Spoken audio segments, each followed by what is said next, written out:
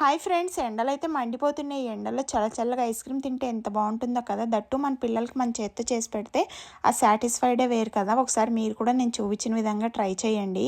ఇక్కడ వచ్చేసి నేను 1 లీటర్ పాలు తీసుకొని మరిగించుకుంటున్నానండి, చక్కగా మీగడేమీ కట్టకుండా.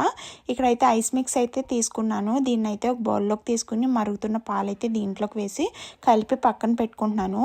ఈ ఐస్ మిక్స్ వచ్చేసి మీకు నచ్చిన ఫ్లేవర్ అయితే తీసుకోవచ్చండి. చాలా రకాల ఫ్లేవర్స్ అయితే ఉంటాయి. నేను తీసుకున్న పౌడర్ వచ్చేసి 1 లీటర్ పాలకి అయితే కరెక్ట్గా సరిపోతుంది. 40 రూపీస్ అండి అది. ఇక్కడైతే మరుగుతున్న పాలల్లో ఒక 2 స్పూన్స్ షుగర్ అయితే యాడ్ చేసుకున్నాను. యాడ్ చేసుకుని ఇలా మంచిగా మరుగుతూనే ఉండాలి. మనం తీసుకున్న లీటర్ పాలల్లో ఒక 3/4 లీటర్ పాల వరకు తగ్గిపోవాలి, అంతవరకు మరిగించుకుంటూనే ఉండాలి. ఇప్పుడు వచ్చేసి మనం ఆల్రెడీ మిక్స్ చేసి పక్కన పెట్టుకున్న ఐస్ మిక్స్ అయితే వేసేసుకున్నాను. వేసేసుకుని ఎక్కడ లంప్స్ లేకుండా మంచిగా కలుపుకోవాలండి. నెక్స్ట్ వచ్చేసి మిల్క్ మేడ్ అయితే యాడ్ చేస్తున్నాను నేను. ఇది లేకపోతే ఫ్రెష్ క్రీమ్ ఉన్నా కూడా యాడ్ చేసుకోవచ్చు, మీ ఇష్టం అండి. ఇక్కడ యాడ్ చేసుకొని కొంచెం మంచిగా చిక్కబడేదాకా బాగా కలుపుకుంటున్నాను. ఇలా బాగా కలుపుకున్నాక మంచిగా 1 గంట ఫ్రిడ్జ్లో పెట్టేశానండి, బాగా చల్లగా అయిపోయాక, చల్లగా అయ్యే వరకు.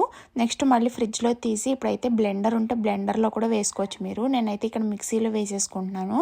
వేసేసుకొని మంచిగా బ్లెండ్ చేసుకున్నాను. చూసారా, ఇలా పైన అయితే నురుగులాగా వస్తుందండి. అప్పటి వరకు మిక్సీ పట్టుకుంటే టేస్ట్ అయితే అదిరిపోతుంది. మినిమం ఒక 8 to 9 అవర్స్ ఇలా ఫ్రిడ్జ్లో పెట్టేసి తీసాక చూసారా, ఐస్ క్రీమ్ అయితే రెడీ అయిపోయింది. నాకంటే మ్యాంగో ఫ్లేవర్ ఇష్టమని నేను మ్యాంగో ఫ్లేవర్ ఐస్ క్రీమ్ అయితే రెడీ చేసేసుకున్నాను ఇంట్లో సింపుల్గా. ఒకసారి మీరు కూడా ఇలా ట్రై చేయండి. ఎలా వచ్చిందో టేస్ట్ కామెంట్ కూడా చేసేయండి. కొత్తగా చూసారు సబ్స్క్రైబ్ చేసుకోండి. Thank you for watching. Bye.